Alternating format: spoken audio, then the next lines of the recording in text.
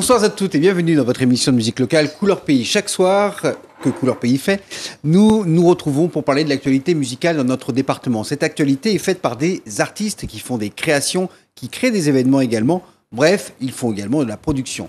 La nouvelle tendance chez les jeunes, c'est d'être un sonic producer comme les Américains, quelqu'un qui produit des sons, et il fait partie de cela, celui que l'on va accueillir ce soir. Il a fait beaucoup de sons pour beaucoup d'artistes, pour lui également. Il a commencé comme beaucoup de jeunes à être DJ, vous savez, les gens qui poussent des curseurs, mais il n'a pas fait que ça. Il mélange et mixe des sons et il a fini par réussir à se faire un nom dans le milieu musical à La Réunion. Lui, c'est DJ Scam que je vous demande d'accueillir ce soir dans votre émission de musique locale Couleur Pays. Couleur Pays avec Eric. Qui n'a pas dansé un moment sur les sons de DJ Scam, qui ne connaît pas DJ Scam, puisque c'est un DJ qui a façonné une carrière autour de sa personne. Bonsoir DJ Scam. Bonsoir. On n'est pas venu tout seul, on est venu avec Noé Faya qui est avec nous, on va le faire parler tout à l'heure. Le petit jeune qui c'est la deuxième fois, il a pris un abonnement chez nous. En tout cas, il lui aussi fait une belle carrière. C'est le papa et le fils qu'on reçoit ce soir. Mais là, on va plus parler du papa puisque c'est la première fois qu'on vient ici dans Couleur Pays. Ouais. Et en introduction, il me disait, DJ Scam, c'est quelqu'un qui a commencé comme beaucoup de jeunes à faire DJ.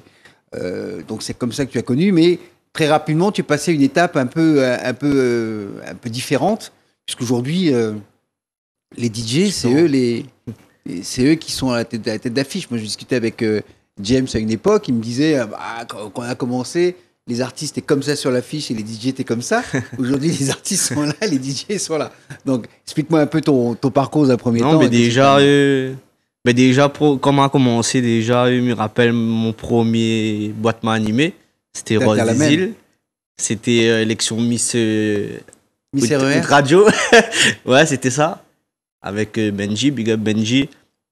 Et voilà, on a commencé par ça. Il me rappelle à l'époque, moi, à l'époque, comment on a commencé, c'était 2001, 2002. Et tout, ouais, mon train, histoire MP3, ça là, YouTube, Facebook, n'existe pas, ouais. Non. Il n'y avait pas, ouais. Et donc, du coup, il y avait moins de DJ, il y avait moins de chanteurs.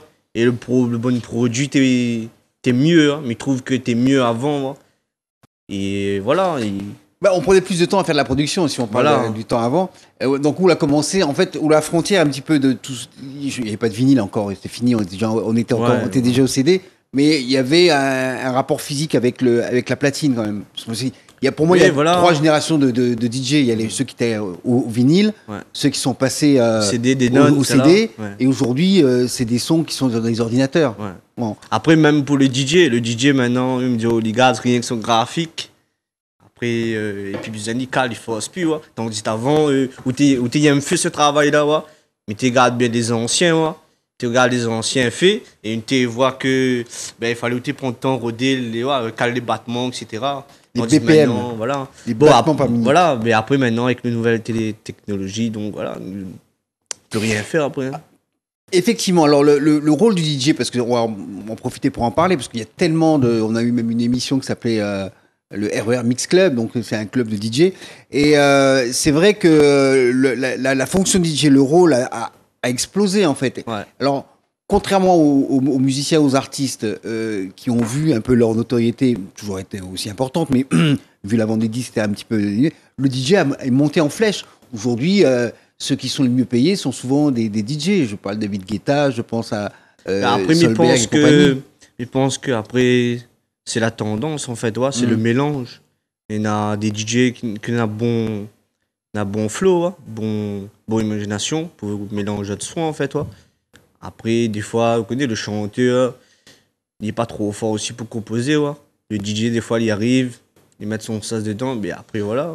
Et parce que le DJ, en fait, tous les week-ends, il est en boîte, il anime, moi. Et quand il est en boîte, il anime, il voit que c'est mon choix. Il voit que bon. Allez, 4 mattements, bam, bam, bam, et le train, de monde est en transe dessus, ouais, il marche. Donc, quand il y a des artistes sur son main, il dit, ça est bon, comment.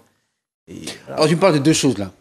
La première, c'est qu'effectivement, le DJ, c'est lui qui fait danser les gens. Donc, à partir de là, il est le plus à même à contrôler un peu l'ambiance de la soirée. Et plus il sent le public, plus il est capable de mettre. Parce que pour moi, je pense que c'est le DJ qui contrôle les soirées. Ouais. Ça va pas faire plaisir à beaucoup d'artistes, mais enfin. Parce que... Non, en boîte de nuit, il parle. Hein. Ouais, en boîte de nuit, il me dit vraiment, Normalement, c'est le DJ c'est lui le maître, hein, c'est lui qui décide Mais de c'est le quoi MC, jouer. c'est comme ça qu'on l'appelle, le MC, le maître de cérémonie. Voilà. Bon, alors c'est vrai que ceux qui sont d'une génération qui n'est pas la tienne, parce que tu me parles des discothèques, mais aujourd'hui, quand on voit par exemple les DJ qui rassemblent 10, 20, 30 000 personnes dans des festivals, on se dit qu'on a dessauté tout ça. Ibiza par exemple, c'est le cas le plus important, mais on a totalement explosé tout ça. Même les DJ de dancehall, quand il y a des soirées, même plus des soirées, c'est des concerts de dancehall. Après, il y en a aussi DJ et DJ.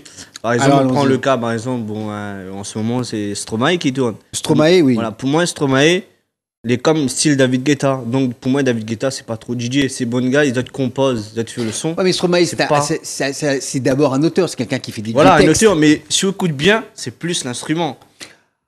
Ah bah, alors, on peut ouvrir le débat, mais quand moi j'écoute Stromae, que j'ai découvert aussi il y a pas très longtemps, mis à part le premier tube qu'il avait fait, qui était beaucoup plus variétoche, c'est d'abord du texte. C'est qu'il raconte des histoires. David Guetta, je l'ai pas vu raconter une histoire. Oui, c'est plus... C'est plus des sons. Ouais. Après, il est vrai que Stromae, il a des sons qui sont très actuels, qui sont mêlés entre le dance floor, il y a même un peu de musique africaine, il y a très, très, très mélangé. Donc c'est effectivement, il y a un mixage, un maillage de sons qui fait que c'est très moderne. Et puis comme il sait faire coller les mots avec la musique, du coup, ça marche bien. Bon, ça c'est le talent, on appelle ça le talent. Après, il y a aussi le DJ qui mixe en boîte. Qui a encore autre chose, faire danser les gens. Voilà. Et il y a le DJ qui reste chez lui, qui compose. Alors, c'est plus le Sonic Producer, un Solberg qui compose pour Madonna, par exemple. Ouais, voilà. Voilà, ce genre de choses. Ouais. Toi, tu le fais aussi, pas pour Madonna encore. Non. Ça viendra peut-être un jour. Mais tu l'as fait pour beaucoup d'artistes à La Réunion. Oui, voilà. Alors ça, c'est ça que je voulais faire la différence. Et on n'a même pas parlé du DJ de l'époque du rap, avec les gens qui faisaient des performances au scratch. Ça se fait plus, moins. Ça se fait, c'est dépassé. D'ailleurs, fait penser à moi un truc à l'époque, je me rappelle, Mitsa Miamuse encore, Saint-André. Ouais. Mitsa garde DJ Dan avec Serge, moi, t'es fait mon concours, même aussi, moi. Là, t'es vraiment à l'époque des nonnes, etc. Les gars, t'es fait concours, t'es maintenant 4 lecteurs. Et après. T'es fait tourner les affaires. Et comme là, ils trouvent plus, dommage. C'est fait plus. On a eu quelques DJ qui sont un peu comme ça. Il y en a un qui était même chez nous. Le nom m'échappe totalement. Enfin, bref, il y en a encore quelques-uns. Mais ce sont plus d'actualité.